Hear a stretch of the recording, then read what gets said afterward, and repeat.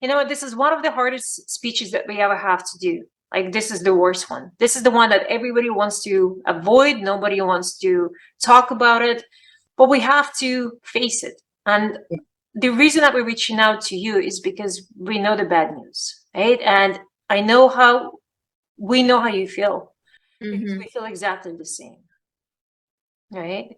Yeah.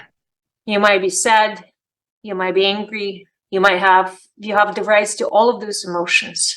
It's a horrible feeling. It breaks our hearts. And that's why we're reaching out to you, because we care, right? This is one of the things that people need to understand. We treat you guys like our family.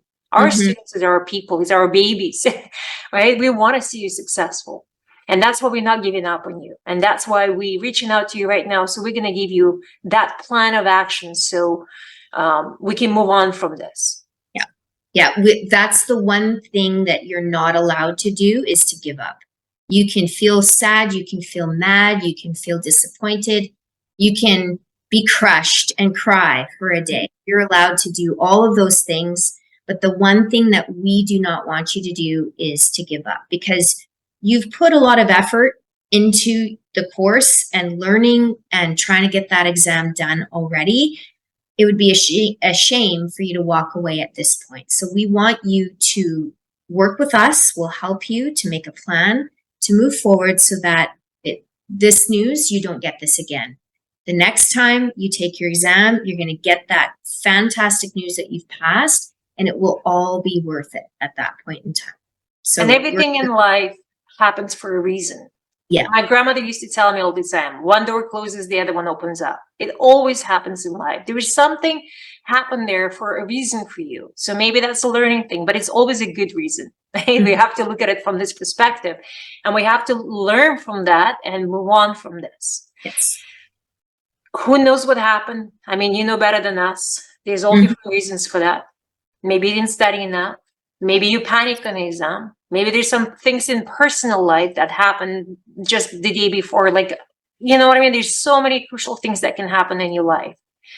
But as long as we focus on what's the next step, right? And as long as we don't give up, that's what we're here for, right? Yes. Because you came to us for a reason, and we're here to help you step by step, right? And we're not giving up on you. And you should never, ever, ever give up on things like this.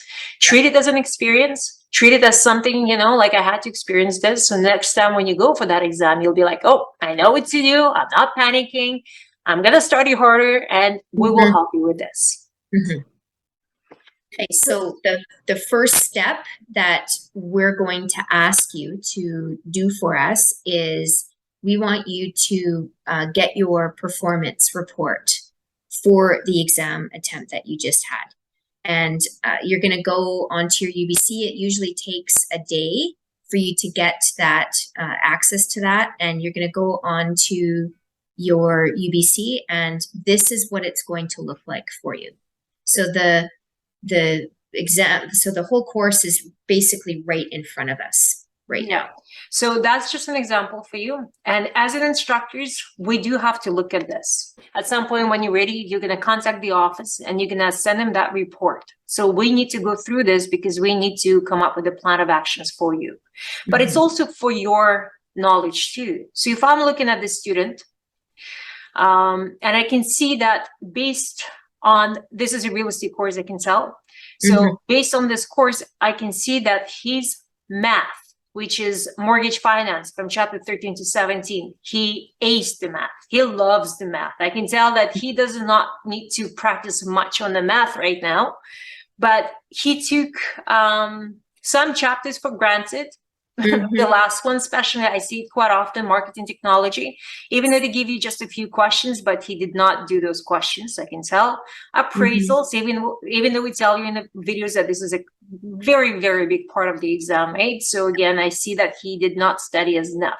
So based on this performance, we can tell that he needs to practice or brush up on all of his law chapters, pretty much on all of them. They're all pretty much the same scores, right? So he put a lot of effort or a lot of liking towards the math, but he does need to go through more law. So the students would go through a lot of, like, the next 3 months, right? Focus a lot on learning the law and just kind of keeping the math, practicing a little bit here and there.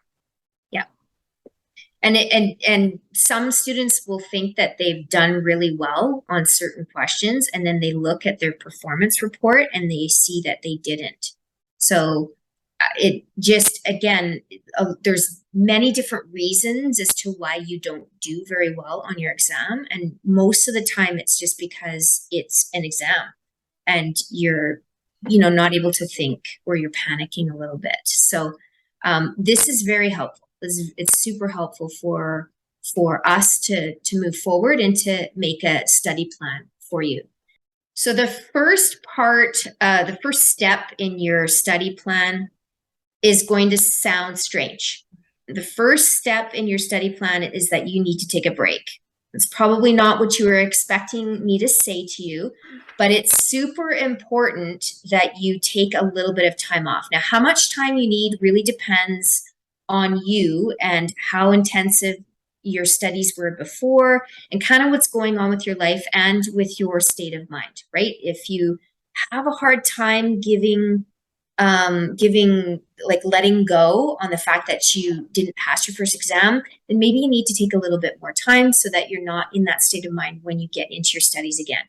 Most students are good with 1 to 2 weeks. That's usually a good timing, but some students may need a little bit more time just to kind of get over the events that they've just been through so that they can have a clear mind to study and to move on with passing that exam. So the next point is you use that performance record that we just showed you, and we've discussed with you to guide you on where you need to spend your time. Now, obviously, your lowest scores, you're going to spend your time there. But if you know that you just neglected certain chapters altogether, like Yaana was saying, usually the marketing technology, a lot of students just say, oh, I'm not going to bother to study those because the other chapters are way more important. That might be where you need to start first, right? They're easier chapters, but if you didn't study them much or at all, then that is a good reason why you didn't really get the questions right. So it just depends on kind of what you've neglected and where your weak points are. That's where you should start in those chapters, and then you move out from there.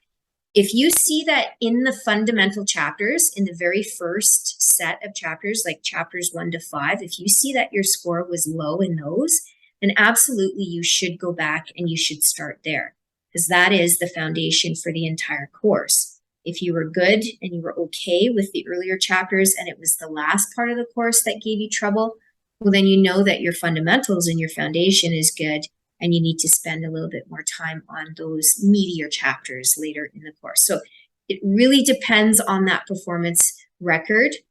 The key here, though, is that you're going to study, and you're going to put the time in, and you're going to make sure that you know and understand the material really well, and that you're getting those scores. You're getting 90+% on everything that you do before you go for your next exam date. You want to make sure 100% that you're ready for that second attempt before you go. That is the key. You know now what to expect. You know, the first time jitters, you've passed that. You don't have to worry about that anymore. So you're going to be better prepared just because it's not your first time. Yeah, watch your timing. So if that was your issue, right? So if you did not have enough time on your previous attempt, make sure that when you do the questions, watch your timing, right? So you already have that experience. You know exactly what was the weak point of your exam. So you focus on what was the weak one, right? And kind of bring it up to the level that we need. So that's a crucial one too. Yeah. And the other key, and I think we've both said this a lot, is that you need to understand the material. You can't just memorize answers to questions, because you can't expect to see the exact same questions that you've already experienced on your exam. You'll have questions that are very similar, but there's always going to be slight changes, which means that the answers might not be exactly the same as well. So that's why you need to be paying attention to every single word in your questions and reading carefully to make sure that you're giving the right answers to the questions when you get to your exam day. You can do this. You can do this. We know you can. We have faith in you. Just don't give up.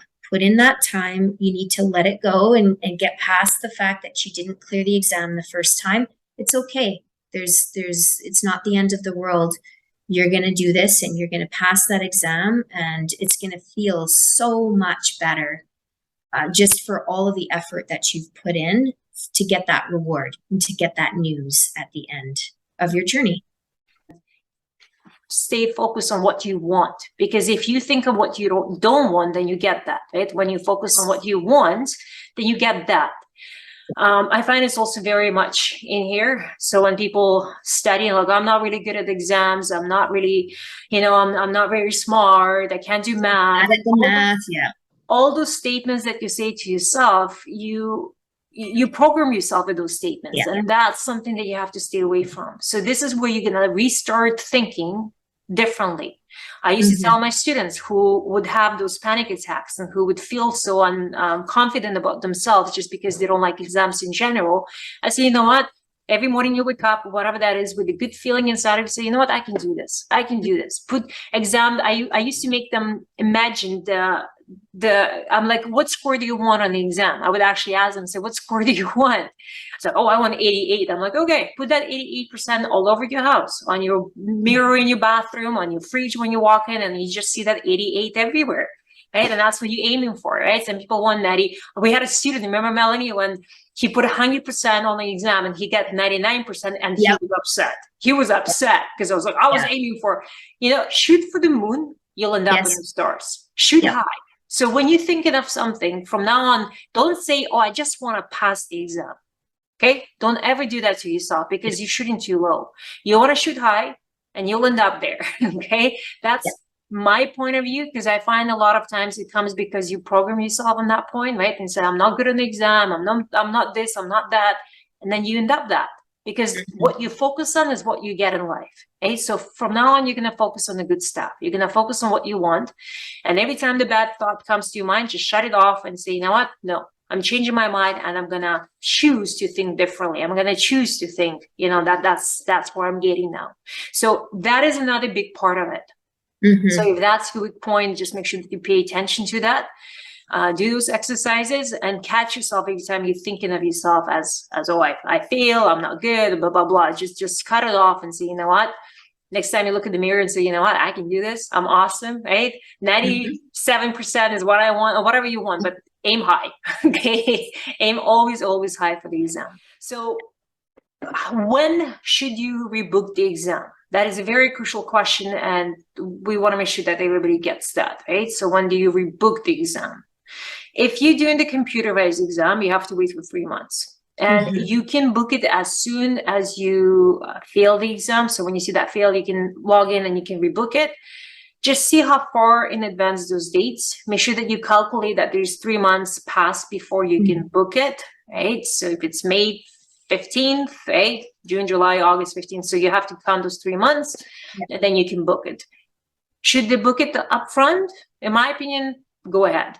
That will give you something to aim for, right? If you know that something in life is not letting you, or you're going to be away or whatever, or, you're going to be on vacation because it's summertime. So maybe focus your plan and book the exams and then start the studying with GOBC when you have that, when you focus completely on the, getting ready for that exam. For the written exam, same thing. When you get the mark, that's when you can rebook it pretty much, right? You have to give them that 30 days notice. But yes, you can do that now. You can do it later. It's kind of personal choice at this point.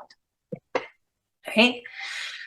Study plan never changes. So you go back on GOBC portal and you study from how we structure things. You watch those videos again and again for all the other things. Getting started course, same thing. You watch them. You can skip the assignment one, but all the other ones, you still watch all the tips and everything that we tell you guys, right? And maybe watch 2 different instructors this time just to, get every single 10 bits on the information. Practice on all the questions, watch your timing, just follow the plan. Follow the plan.